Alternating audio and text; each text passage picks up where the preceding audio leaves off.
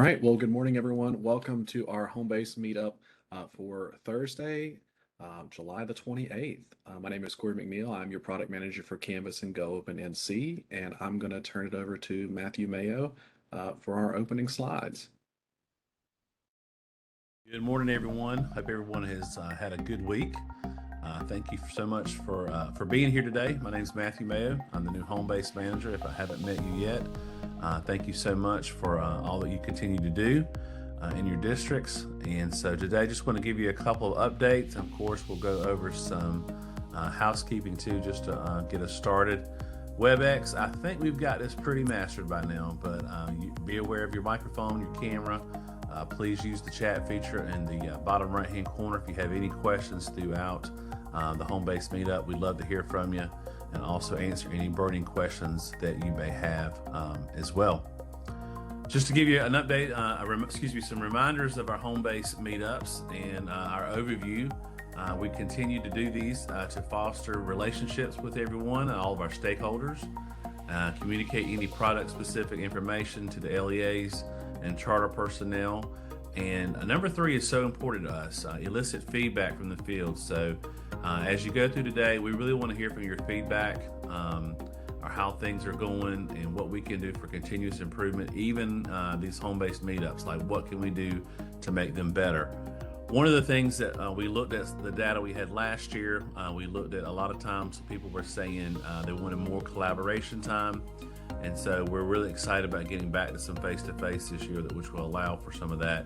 And then we'll utilize breakout rooms when possible as well. Just to give you also a reminder too is home base. Our whole vision behind this today is to be the seamless go-to digital resource for North Carolina. And you see all the different products that lie under home base. Special thanks to our home base advisory group who continues to look at these, look at our vision together. And so over the next couple of months, we'll be looking at our vision, and we'll also be looking at a 2-year strategic plan to develop around home base and setting some goals. So more information coming to you about this shortly. This is the last day of home-based meetups. But if you've missed the rest of the week, you've missed some good stuff. All the hyperlinks to all the slide decks throughout the week. Cami and Aaron kicked us off perfectly on Monday with Nisus, Rebecca Stokes with SchoolNet, Justin with Power School yesterday, and Audrey had learning.com yesterday as well. And so just a reminder that Canvas, Go Open is scheduled for today at 1 o'clock. There was a change. We wanted to make sure that we didn't miss any of you that have the luxury of being off on Friday after working those 4 10-hour days. So that will be this afternoon at 1 o'clock with Dr. McNeil leading us up again. Also, our home-based meetup schedules. If you haven't registered for the 1 o'clock session today, there's still time. So Corey, we'd love to see you this afternoon at 1 o'clock. So please go ahead and register with that as well.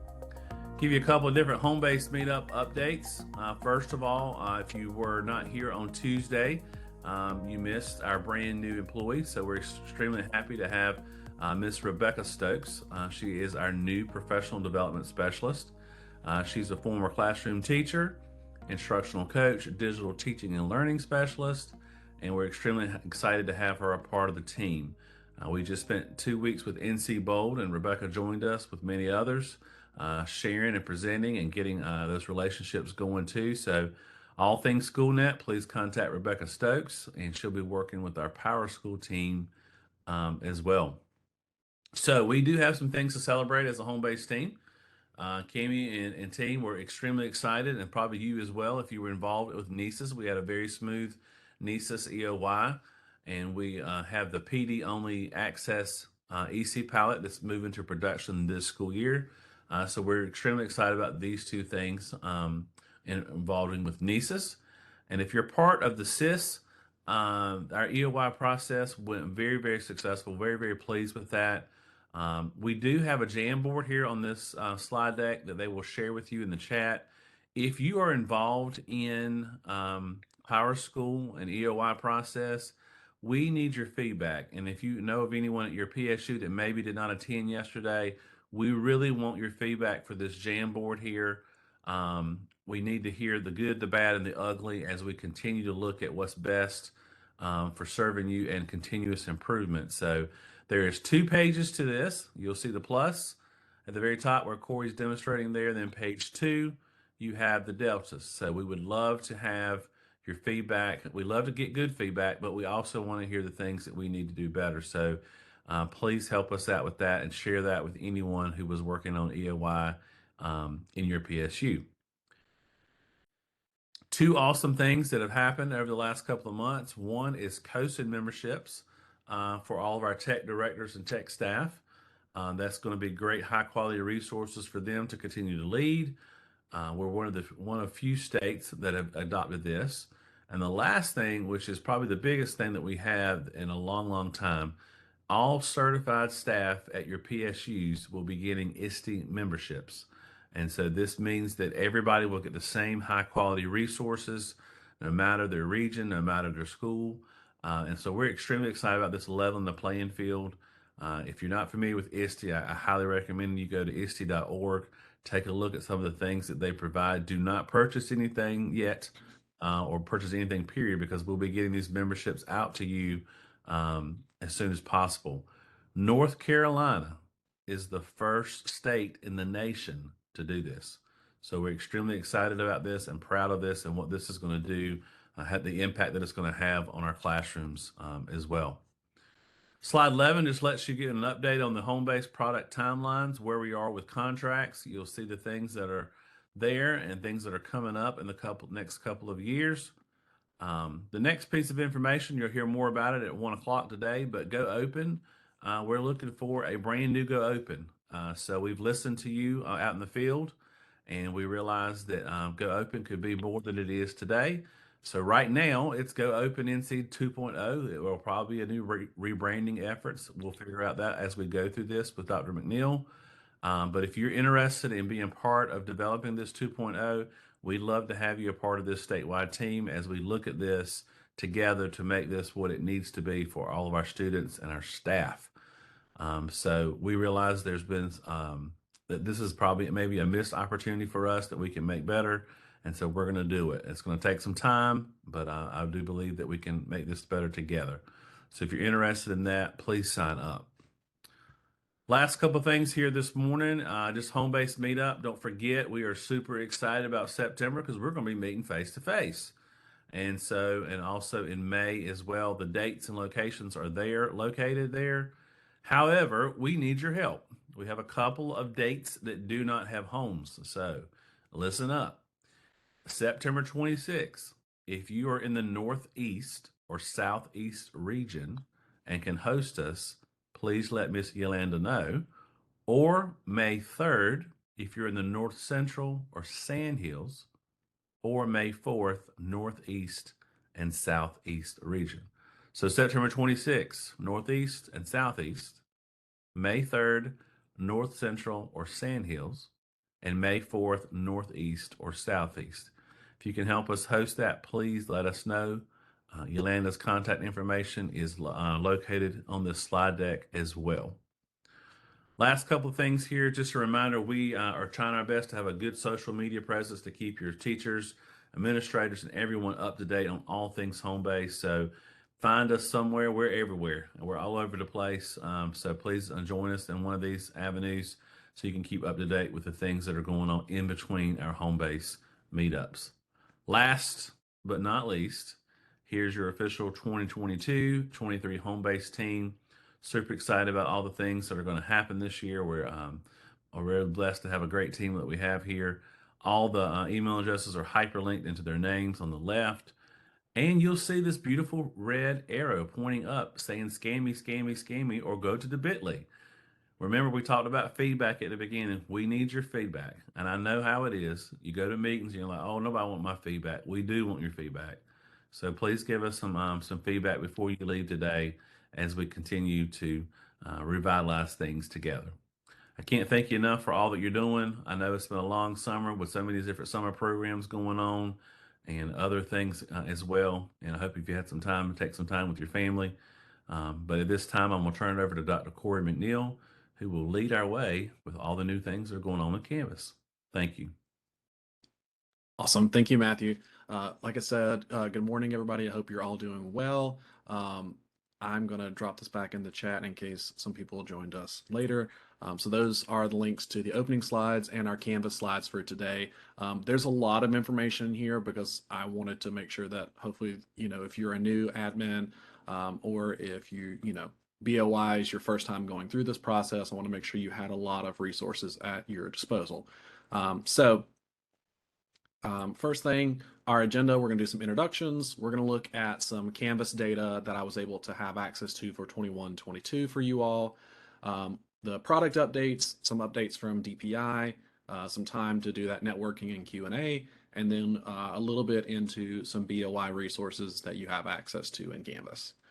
So first thing, if you would, in the chat, if you put your name, your role, and the PSU that you're with.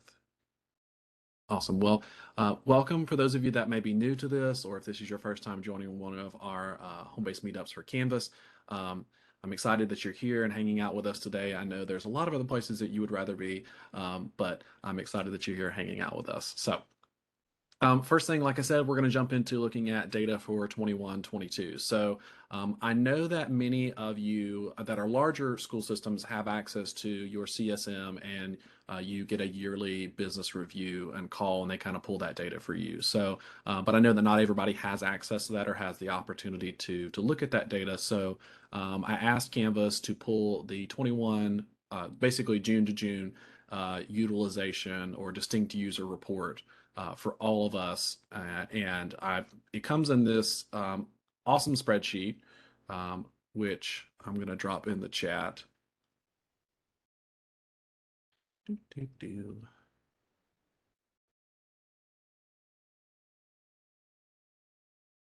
And you can kind of see it's alphabetized by the name of the PSU, and then you can see just a count across the top. So that's the number of distinct users that have access to your instance in that given month.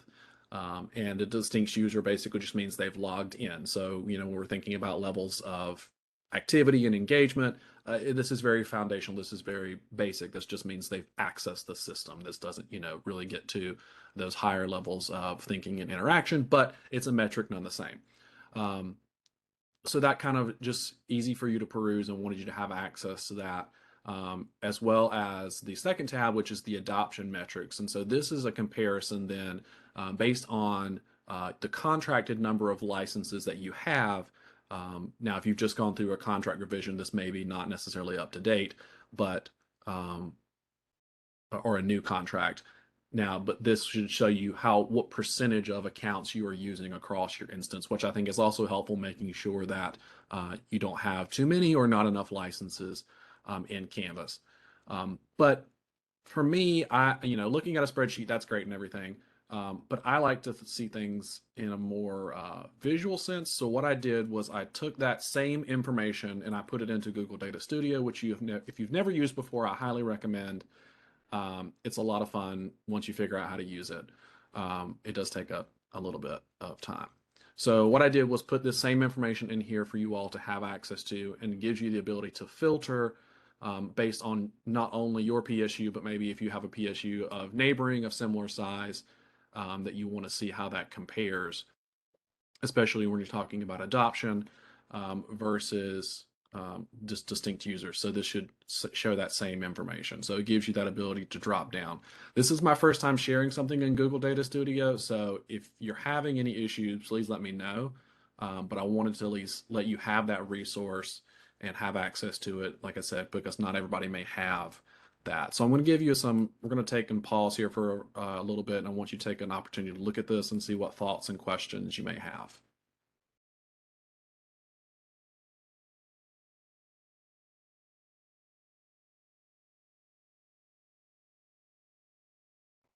Thanks, Vera. I'm sorry, I didn't hear that. Is it okay if we just chime in? Oh yeah, absolutely, please. Okay, so quick question, if you could help me at the end of this about rollover. I got some questions in Canvas. Yeah. Some survey that they posted up, and I'm not sure how to answer that. I'm Thomas Grimes from Hereford County. Okay, yeah, sure, absolutely. We can talk about that.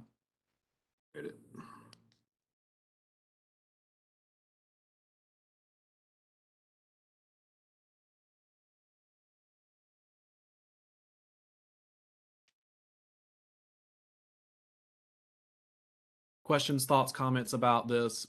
Is the visualization helpful?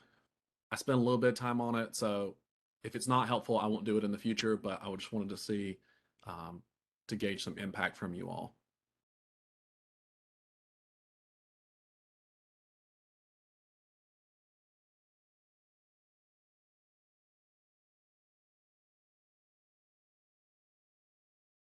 Okay, thanks, Laura. All right, so it's there. Use the link, don't use the link. It's there, it's access for you. But I wanted, like I said, at least you have an opportunity to look at your data and use that as you're going forward planning your professional development for this coming school year. Updates from Canvas. So InstructureCon was on the 18th, I want to say. So it's been a week or two now. There were several updates that I want to make sure that are communicated with you guys. The biggest one and the one that I'm personally most excited about is the discussion redesign. So all of these have links to the news articles or the community discussion boards about them. So you can kind of see what that evolution is going to look like and kind of talks through what those feature designs are. So you can kind of see what the new discussion thread's going to have, the ability to tag people, which I think is really cool when you're having those in-depth conversations. You can kind of see what those new reporting structures are. So, if someone needs to report something as inappropriate content, how that looks like. And you can kind of see and follow along when those releases and updates are going to occur for discussions. And then assignment enhancements, so talking about what those workflows are, and then some course pacing stuff, which if you're a PSU that's exploring things in CBE, I would definitely pay close attention to this and kind of see what those options are as those new features come out. Couple things with Studio and Gradebook that are just improvements and updates and the ability to pull in stuff from Vimeo and Zoom. So if you're a PSU that uses Zoom for maybe some virtual sessions or courses, you have that opportunity as well. The other big thing that I wanted to point out is Canvas credentials. So anybody that was using Badger, we talked about this back in the spring. That was an acquisition by Instructure, so that's been incorporated now into the Instructure/Canvas platform. And just like Badger, there was a free version of Badger, and then there was a premium version.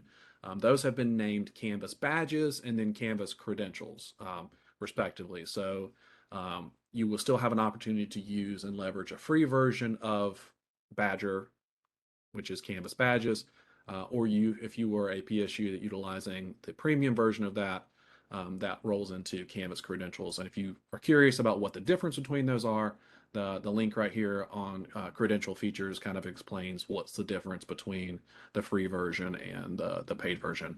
In my PSU, I only leverage the free version, so I can't really speak to the paid version and what those features may get you, but I'm sure there may be someone on the call who can share with that if there's any questions.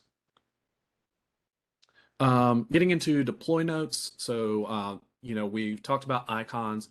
There have been a few updates about how to make them more easily accessible within the rich content editor. So there's some updates here that came out on the 20th. And then I just linked in here the guide about how to create icons. So as we are starting to think about back to school, teachers redesigning their courses and professional development around that, highlighting this, I think would be a good thing to bring back and point out that, they can create those icons very easily now inside of the rich content editor.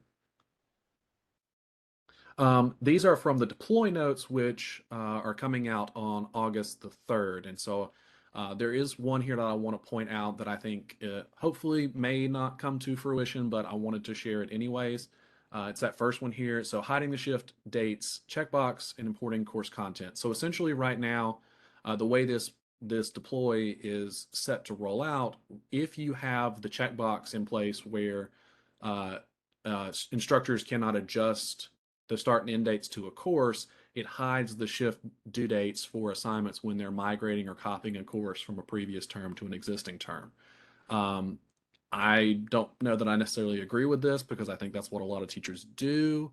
So that's good. So Jacob, thank you for being on the call. I totally didn't see you in the chat. So internally that this link is being delayed, that's great to hear. So that's what I was hoping to hear. So that's exciting that may not potentially become as a feature at all. So we may just not worry about that and forget we'll talk about that. And then message students who default in the subject line. That's just an update where if your instructors are using that feature to message students who haven't turned in an assignment, it kind of pre-fills that subject line with some information about the assignment. Canvas Caravan, this is a professional development opportunity for you guys. That's next Friday, so August the 5th. It will be at the Marriott, which is right next to UNC Charlotte. It is for K-12 and higher ed Canvas instructors, administrators, coaches, all of those things. I will be presenting there. I'm talking about a session for what admin and coaches need to know as a 101, and there's the link there to register. So fun PD opportunity.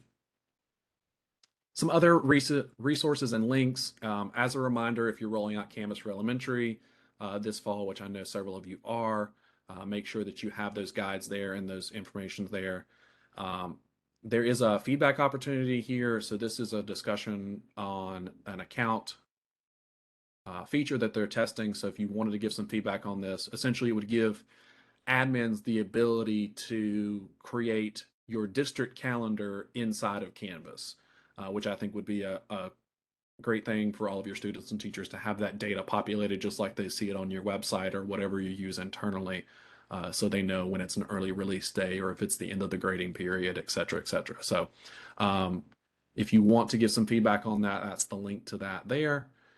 If you missed the July CSM newsletter, it's linked here. And then, of course, our statewide calls with Jacob, Ashley, and Jeff will resume this coming Monday for our August 1st call. And the registration link is there as well. And then I know this slide has a lot of information on it. Trust me, I had lots of issues about creating it, but I wanted to include it all in here in one slide. As we've talked about the rollout for new quizzes and the product updates there with that, they've released a big newsletter that came out as a part of the end of Q2. So you can kind of see here through these links about where they are and the transition and what's the transparency, what are the comparisons. Here again, as you're thinking about your teachers starting back, I would highly encourage you to offer professional development opportunities that relate to transitioning from your classic quizzes to new quizzes and what those pros and cons are and where the product roadmap is on rolling all those things out. So you can see those updates here and all those links and tutorials as you're building that out. And of course, always you can reach out if you have questions. All right, pausing there. Any product questions before I move on to any DPI updates?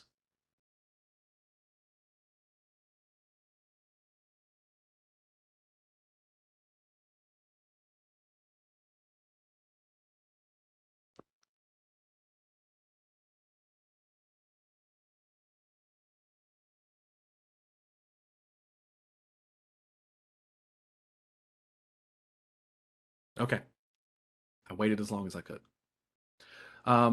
Just ways to communicate. This is a reminder here again, if you're a new admin. So there are weekly communication highlights that you can subscribe to, or you can just use the bookmark the link to see updates from the Canvas community. Just as a reminder, if you do not have a dedicated CSM, which I know many of you do, but if you're a smaller PSU or a charter, you don't have access to that, your main point of contact is the priority service team, which is that email address there. Of course, you can always reach out to me. You can also subscribe to, we have a Google group that is manned by all the admins across the state, so you can always reach out to your colleagues and peers across the state. Then I would also ask, just double checking as we're starting out the school year, if you would check this list of contact information for your PSU. This is for not only myself, but for Instructure as well, to make sure that we have the right contacts or right admins listed for your PSU.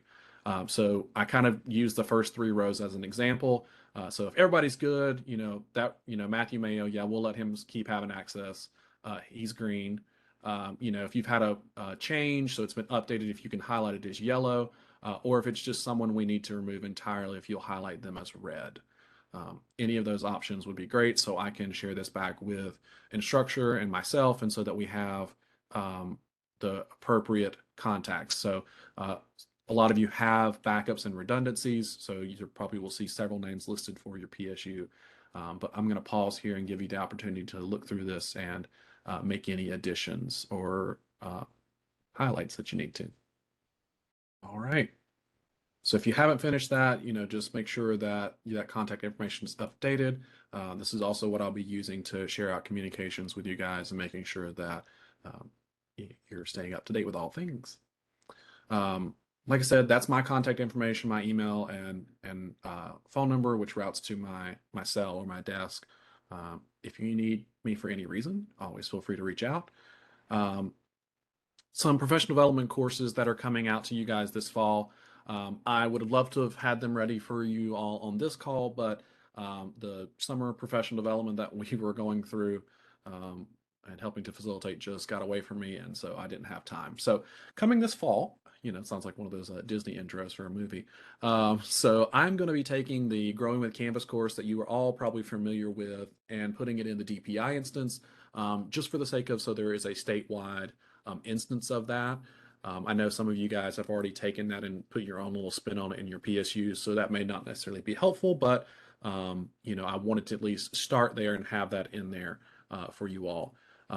As I alluded to in the spring, I'm going to be rolling out an advanced Canvas course for kind of like a 2.0. I've got to find a name for it so that it's not 2.0 because that just sounds lame to me. And it's going to focus on those 4 areas. So mastery paths, feedback, features and new quizzes, and visual course design. So like home pages and stuff like that.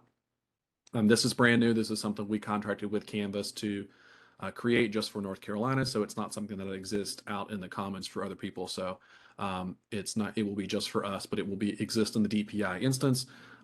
If there is an interest for you all to make a copy of it and put your own spin on in your PSU, I have no qualms with that. I'm just not going to throw it into commons so that anybody can have access to it. So if you want it for your individual PSU, you'll reach out to me and I can get you the cartridge file for it if you want it specifically. And then an instructional design course. This is a cannibalized version of kind of what I did my dissertation on. So basically, it's going to roll through that ADDIE model. It's going to talk about some visual designs and instructional design, but it's basically just best practices. So it's what are the things that a teacher needs to know to work well in a blended learning environment, which is essentially what we're asking our teachers to do now. In this post-pandemic world. So that's modeled and centered around the ADDIE framework. If you're familiar with it, it's just an improvement science model that's specifically developed for courses and online course development. So that's something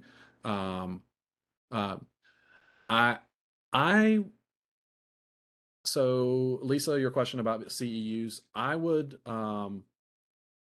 say for the first 2,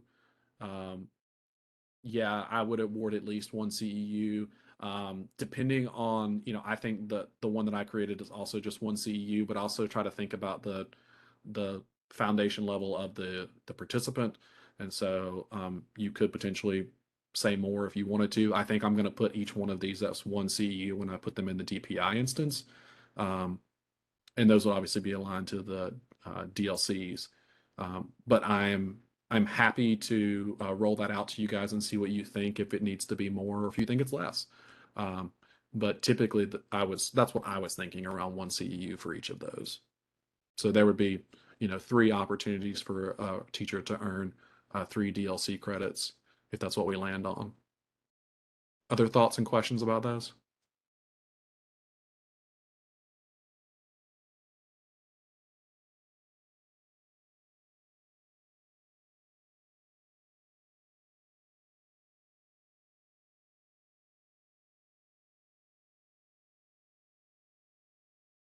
Okay.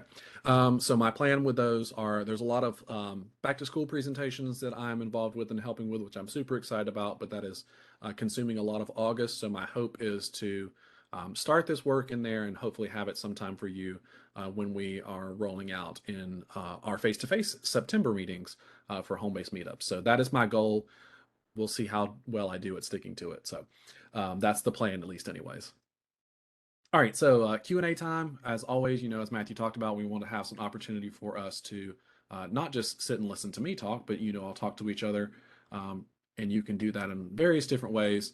I always have a Padlet here for you to communicate with if you want to do so, or you're also welcome to come off mute and hang out. So questions you have, issues you're seeing, things you're concerned about with back to school, all of the above.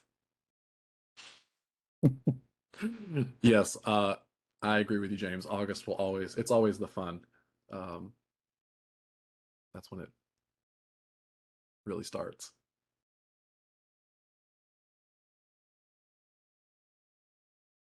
All right, well, I gave you an opportunity, just to be clear. All right, so I do have some BOI updates for you guys and just reminders. If you've been doing this for a while, this is probably just a refresher, but if you're new to this or if this is your first rollout, start of the year in Canvas, I want to make sure that I included the things you might need to know. So as a reminder, we talked about this as a part of EOY with PowerSchool. We requested a CIF agent restart for everybody, and that did happen and occur. So we are all having our fingers crossed that whenever your sys sync resumes, everything goes as expected, and you just start seeing your data in there magically, just like we always do. So fingers crossed on that. I know you all have different sync times based on the survey you filled out.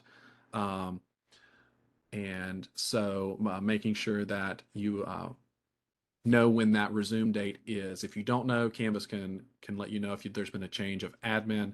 And Cammy is telling me that I've got.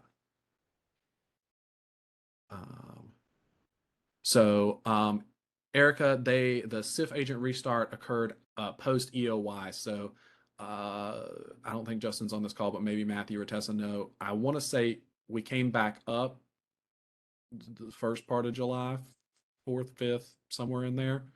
And so it would have been one of those post EOY tasks.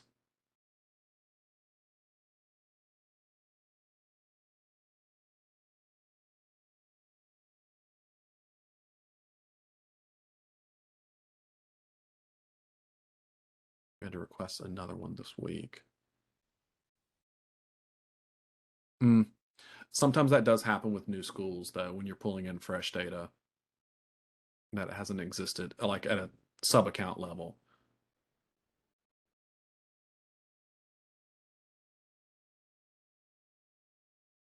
But if it continues, let me know.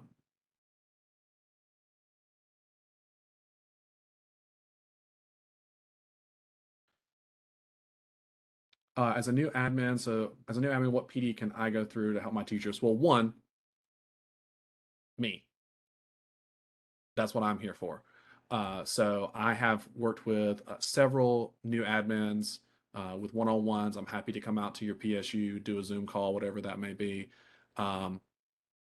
So I am, there's that. There's also the guides, and there's also a Canvas PD course for admins. And I don't have the link for that off the top of my head.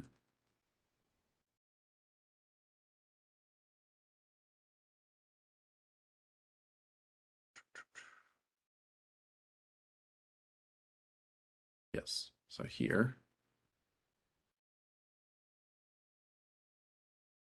that link.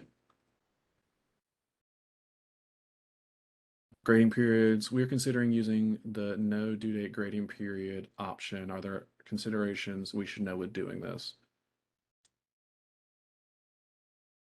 Okay, I don't know if I know what that means. I can speak to that one, Corey. Okay. Correct me if I'm wrong, but my understanding of that question is you're going to add your traditional 2 or 4 grading periods within Canvas, but then add an additional one towards the very bottom, just a no due date grading period. A lot of districts do like to do that because the assignments in Canvas fall into the grading period based on the due date. So if a teacher forgot to add a due date, it's going to default to the very last grading period. And if you don't add that no due date grading period, then it's going to land within quarter 4. And when teachers go to quarter 4 or quarter 2, whatever it may be, they are likely going to see a handful of assignments that may have belonged in quarter 1 or 2 or 3. So that no due date grading period can be a great great way to mitigate some of those questions and make it clearer for teachers. Oh, this last grading period does collect all my assignments with no due date. Hopefully, when those grading periods are being used, due dates are being encouraged as well. But that's the reasoning behind that additional entry. There aren't many additional considerations that come to mind when folks decide to do this. Really, the biggest one is, of course, just the need to establish another set of dates that start, end, and close date with those grading periods, and those can't overlap each other. So you do have to keep that in mind when creating that no due date grading period. You'll have to be hyper aware of the dates that you're adding, how those may interfere with your terms and your SIS, things like that. But if you are able to make that work, again, can really help mitigate some of those questions. And if you haven't heard of that before, it might be worth keeping in mind, maybe playing around with that in beta a bit, especially if you do end up getting a lot of questions from teachers towards the end of the year when they see a bunch of assignments in, quarter 2 or quarter 4. Hopefully that helped. Feel free to add a note in the chat if I can expand on that any more. I had not considered that. Thank you, Jacob. That's a smart way of doing that. Totally. Yeah, good, well-kept secret over here.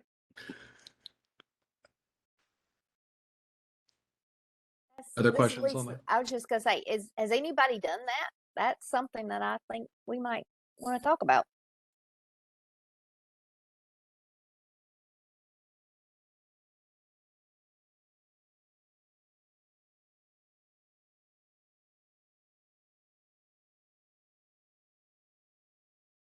Lisa, like I said, it's a well-kept secret, but a good one. I haven't worked with many folks in North Carolina quite yet that have explored it, but so you're due to, so those dates that we have, so we try to match Power School on everything, especially getting there at the exam time. So we make it for our high school people, we back up that week of exams and put that as E1.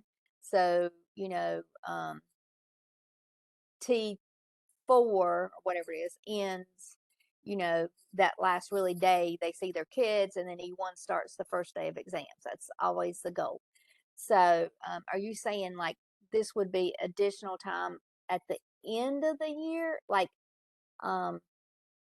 say school got out on June 10th. We would set up something, no grading period for June 11th and 12th or something like that? Is that how they're doing it? Exactly. Yeah, because those dates can't overlap with each other, there's not a way to add an additional grading period that has the same dates as your last one. Say, for example, last day of school is, let's just say June 11th, and that would be the very last day folks have access to Canvas and last day for teachers to grade and things like that. That's where it gets a little bit messy isn't the word I want to use, but that's where it can get a little convoluted because you are going to be essentially granting a little bit of extra access for teachers. Even if it's just one day, I've seen some districts configure that extra grading period to just allow for an extra day. That way they do have that filter in the gradebook. The expectations that are set at the district level can help mitigate that a bit, although it still can be a bit confusing to teachers if you say your very last day to grade is June 11th, but teachers can log in on the 12th and go, hey, there's still something open. I'm a little confused. Maybe I can play around with it. That is the biggest reason I think it's not used as commonly as you may expect.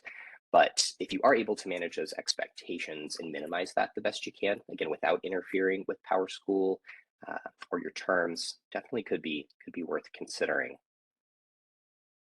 Yeah, it's a unique one, but again, can help answer your questions for you before they come to you concerned about why a lot of assignments live in that fourth quarter. Do you have any handouts or any like visual aids about doing that process? We might have it included in a couple of beginning of year videos, but let me see if I can find one that's a bit more concise about this. I'll add that to my to-do list today and send that to Corey whenever I've gathered something. I'm sure I can even throw together a short video, maybe by end of week. So yeah, let me do a little bit of homework and I can pass along to Corey what I find and we can send that out to the group. That might be helpful to a few of you for sure. It definitely is a solution to a problem. Totally. Agreed. Cool. Well, yeah, I'll add that to my to-do list, and Corey, I'll be in touch with what I can put together for sure. Yeah, absolutely. Thank you. I appreciate it. You're welcome. Any other questions on that before I go to the next question?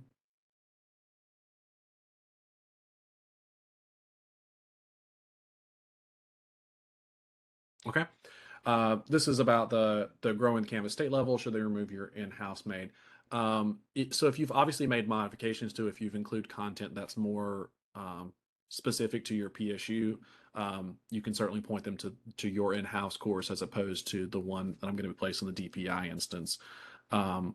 But if they're the same, then I would say you could point them to either place. So it's totally up to you. I'm not. I was just wanting to make sure that people had access to it if they didn't have access to it in their PSU. Was the only real. And since we were going to put an advanced course in there, I thought it only naturally made sense to have the foundations course in there as a partner to it. But I'm certainly open that up to questions or feedback if anybody has other thoughts. So we pulled that course down for our own copy, and we keep the updates going. So, are you talking about a separate course? Are you going to leave that same course, or because I mean, we still want to get the updates if they make any changes to growing with Canvas. Yeah. So no, it's the one that's in Commons that's readily available. So yeah, it won't have anything different to it.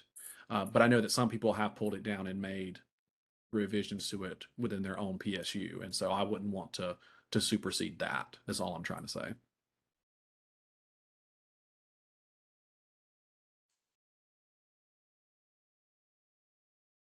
Does that make sense? Yeah, we made changes too, but if that's just to the flow, to a little bit of the flow, so it's Right. okay. I mean, as long as we just know, like, if they update things and all, then we get those up. I always accept the updates Yeah. because I know it won't override what I've done. Right. Exactly.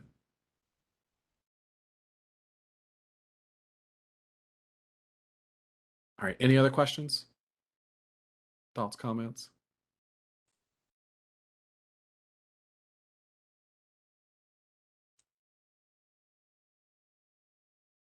Okay.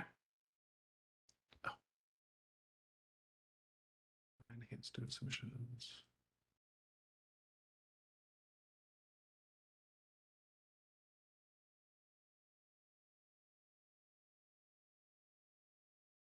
The district will be the student uploads their work with a new assignment interface option to choose a Yeah, I couple can of actually speak to this one options. too. If you have Okay. thoughts, please go ahead. But No, go for it. a couple of ideas. Cool. Yes, you are not the first one to bring this up. That's been some popular feedback tied to assignment enhancements. Funny enough, I work pretty closely with the team who manages that feature, and I can tell you for sure that that feedback has gotten to them. They're exploring what it would look like to provide some additional buttons, say for example, Google or Microsoft, that would make it a little bit more apparent for students to submit using those methods when assignment submissions are turned on. A specific change hasn't been put on the roadmap, but the primary idea that the product folks have been thinking about really is similar to the rich content editor. And by that I mean, if you may recall, within your settings, you can allow up to 2 different LTIs to become prominent buttons in the rich content editor.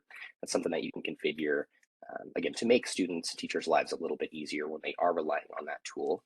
And the product team is considering what it would look like to do something similar for assignment enhancements. So you as an admin could say, we are a Google district. I want that to be just as prominent as text entry or file upload. Let's see if we can turn a little toggle on that would make that more apparent to students. Again, that's not strictly on the roadmap, but the feedback is in front of the right people, and hopefully we can have some updates to share over the course of this next year as they really fine-tune that feature and further listen to those to the comments that are given to them. But that being said, I will find it here in just a moment and throw it in the chat. There is an assignment enhancements user group in the community, and that product team I'm referring to looks within that user group for this sort of feedback. I am responding to a comment here in the chat. I will get that taken care of, and then I'll throw a link to the user group in here as well. If you have just a few minutes to voice that or add some comments to an existing comment about that, that'll make sure it continues to be labeled high priority. So no solid yes or no there, but like I said, it's definitely where it should be. Hopefully we'll have some updates for you soon. Awesome. Thank you. Other questions about that or any other questions?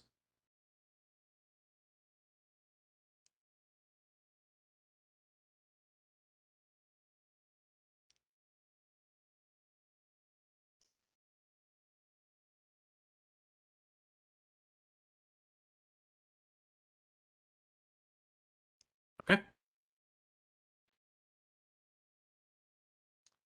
So just some, like I said, we're going to jump into some BOI reminders. As a reminder, you should be enrolled in. If you're not enrolled in, we have an admin course that exists for you all with inside the DPI instance. The link right here is the enroll link to it. Within that course, I have placed a button that has BOI and EOI resources that take you to a module.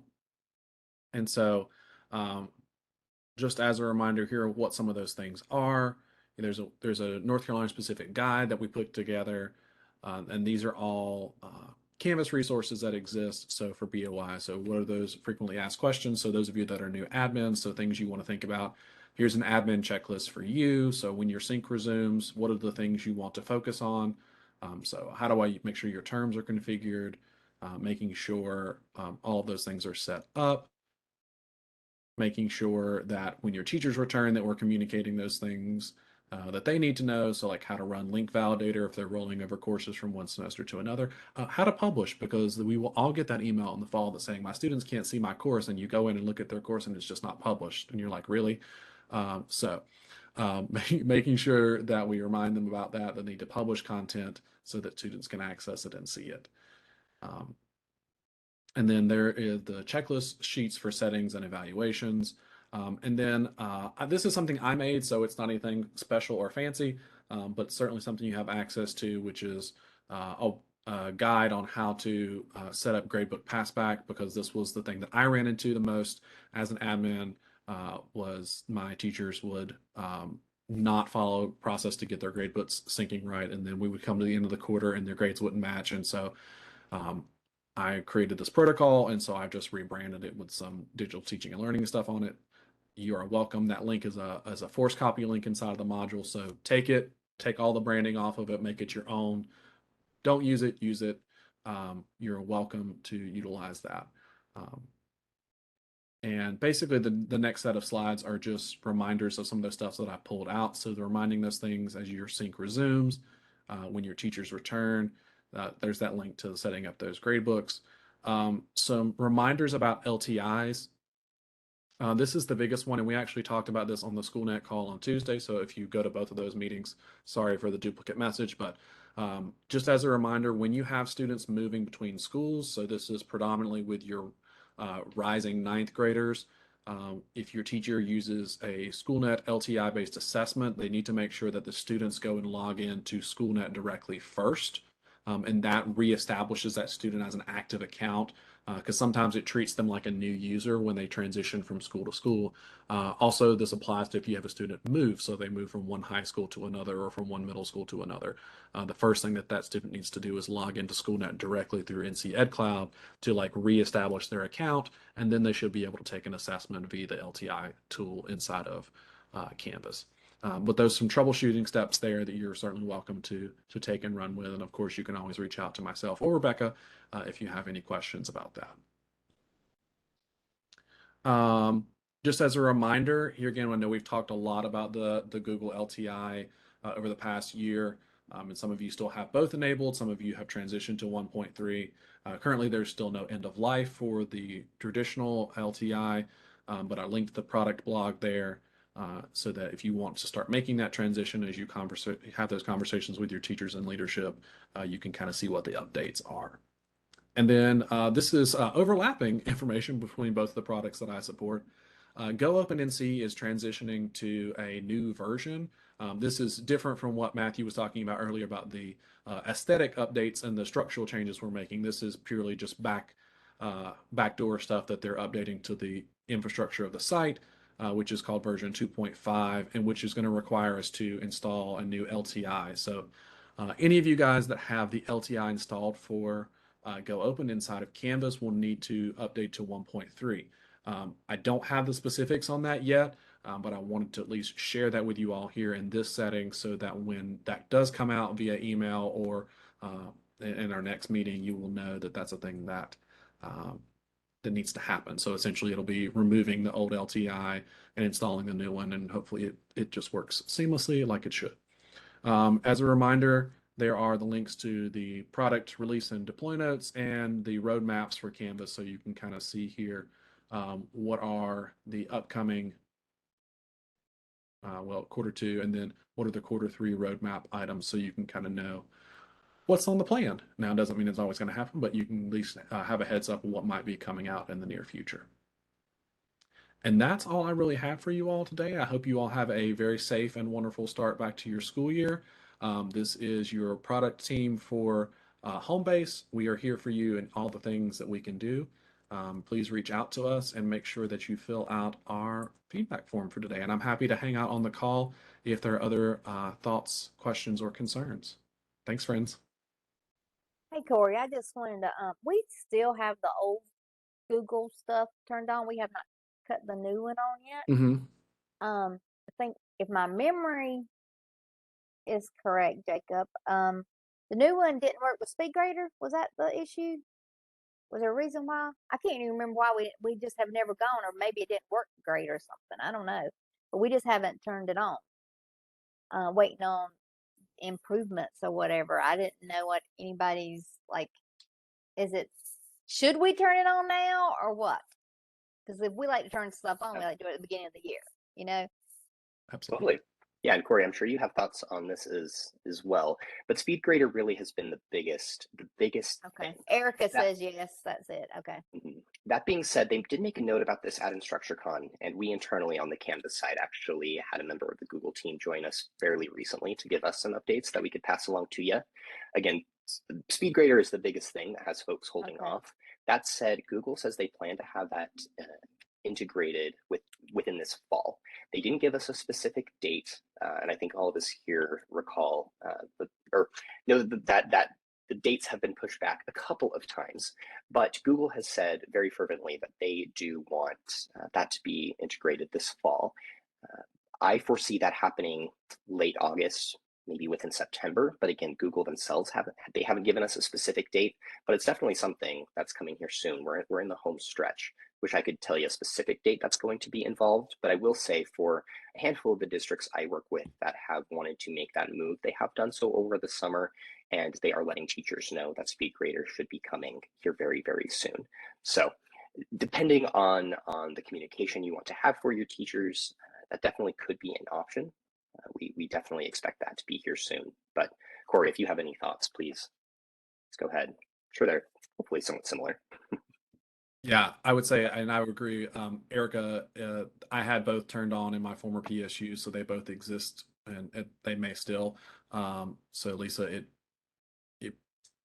may be an option for you to kind of soft launch that, if you will, and hopefully that they do come through with those updates in the fall.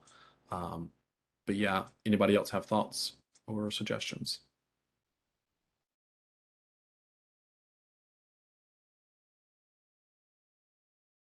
Because I know just as soon as a teacher does it one time and they realize it's not going to use SpeedGrader, even though we can tell them that 500 times, then they're going to say, Right. that's it. I ain't doing that no more. You know, like I don't want them to get that bad taste in their mouth. Yeah, Completely. makes sense. Yeah, it's we're in a very tricky stage right now. That said, of course, you could always explore the enablement at the semester point. Lisa, we can certainly talk about that in more detail as well. I wish there was a one-size-fits-all scenario for Google assignments for each PSU, but it really is case by case, and all up to how you expect your teachers to respond to that. So, Lisa, like you had mentioned, and I'm sure there are many others that agree with you, if you want to hold off until that is fully good to go, no harm in doing that. But of course, if you do want to get ahead of it, get it in a good spot prior to the start of the year and let teachers know, hey, you might need to take a couple extra steps in the first couple of months, but from there it should be a bit smoother. You can certainly do that as well. But we'll certainly keep you posted. And I know on the Canvas side, we will do nothing but shout updates from the rooftops whenever we learn that that's going to be available. A lot of folks are waiting on it for sure.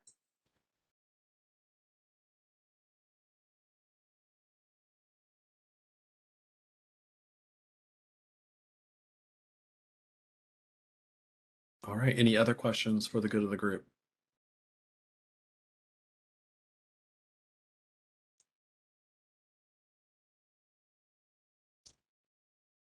All right. Well, I'm going to put the feedback form in here one more time. If you're watching the recording, thanks for hanging out with us. I'll go ahead and stop this.